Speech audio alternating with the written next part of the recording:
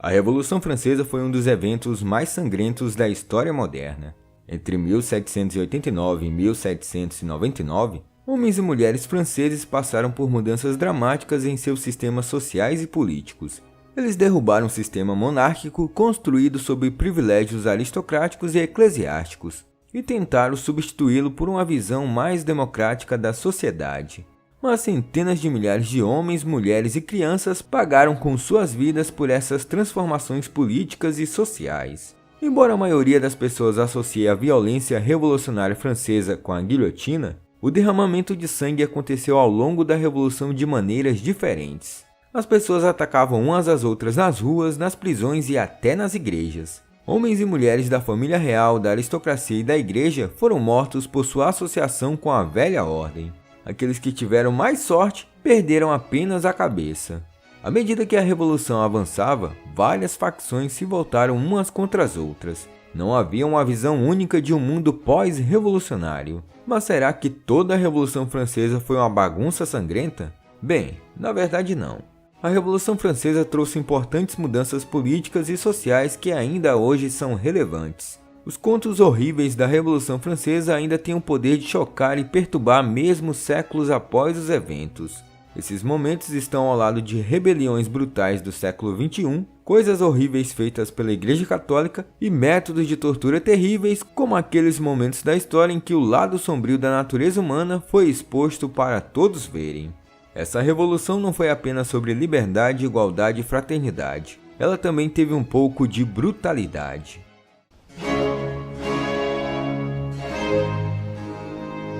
A maioria dos historiadores marca a tomada da Bastilha como o início da Revolução Francesa. É por isso que os franceses celebram o Dia da Bastilha como feriado nacional em 14 de julho. Bastille Saint-Antoine era uma fortaleza parisiense administrada pelo Estado. Continha armas, pólvora e um punhado de prisioneiros. A questão é que a fortaleza era o símbolo do poder autoritário do absolutismo. Em 14 de julho de 1789, ela continha apenas 7 prisioneiros. O comandante da fortaleza, Bernard-René Delaunay, de 49 anos, nasceu na Bastilha em 1740, enquanto seu pai a comandava.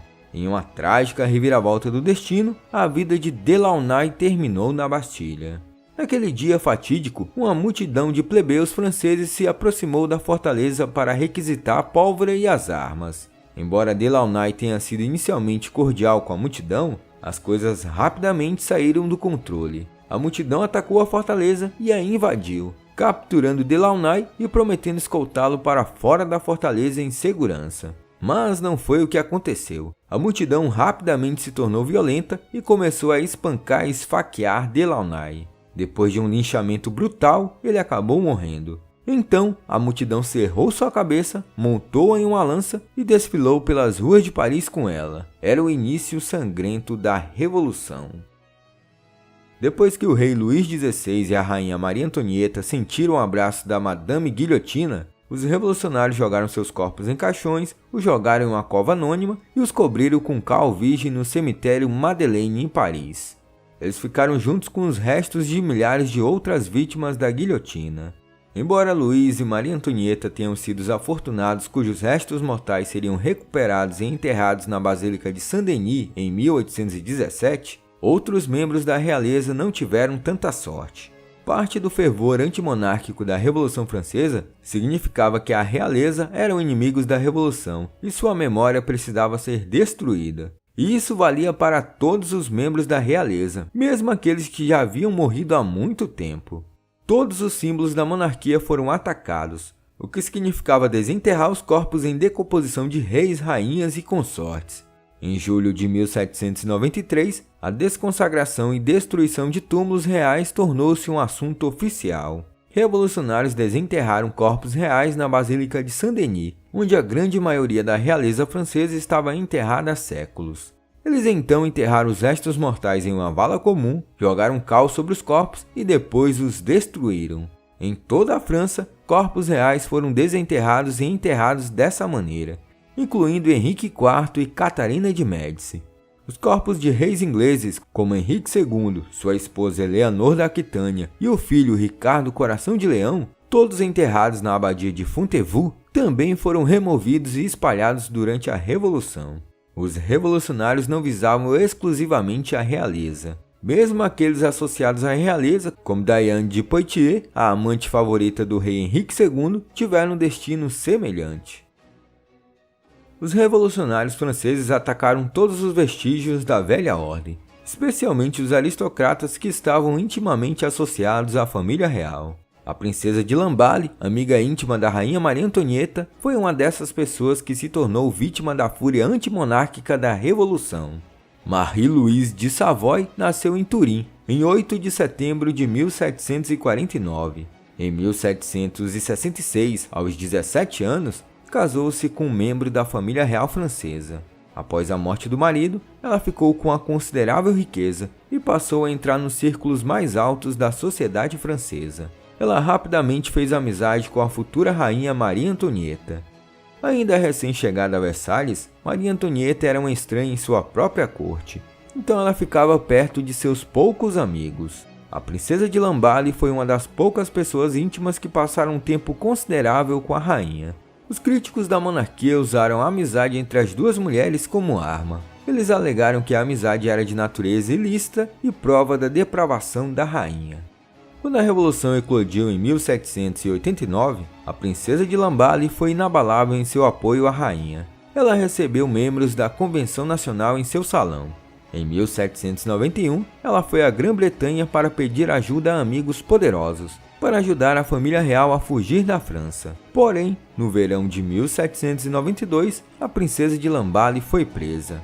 Ela foi levada perante um tribunal revolucionário em 3 de setembro de 1792. Quando pressionada a fazer um juramento de lealdade à Revolução, ela recusou categoricamente e a Assembleia lavou as mãos, jogou-a na rua onde uma multidão havia se reunido. Os historiadores não concordam com a única versão. O certo é que ela teve um fim violento e seu corpo foi profanado. Os revolucionários frenéticos então prenderam sua cabeça a uma lança e a levaram para a cela da rainha, onde tentaram forçar a rainha a beijar a cabeça decepada de sua querida amiga. Nem todos abraçaram o crescente radicalismo da Revolução no início da década de 1790. De fato, uma região inteira no noroeste da França recusou-se a submeter aos ideais da Revolução e às novas políticas de descristianização, recrutamento em massa e a derrubada da ordem social. Essa região, a Vendéia, enfrentou sérias represálias. Povoada principalmente por camponeses pobres e religiosos, a Vendéia foi o principal local de uma revolta massiva contra a Revolução. Os civis até lançaram seu próprio exército e entraram em confronto com as forças revolucionárias ao longo de várias batalhas sangrentas. No final de 1793, os combates haviam mais ou menos cessado, mas a vingança contra a Vendéia estava apenas começando. No início de 1794, o governo iniciou uma política brutal para punir a região. O general Louis-Marie Tourret comandou suas tropas para marchar pela Vendéia e massacrar todos os homens, mulheres e crianças monarquistas em seu caminho. Eles também queimaram aldeias e chamuscaram a terra. No total, cerca de 170 mil pessoas na Vendéia foram mortas.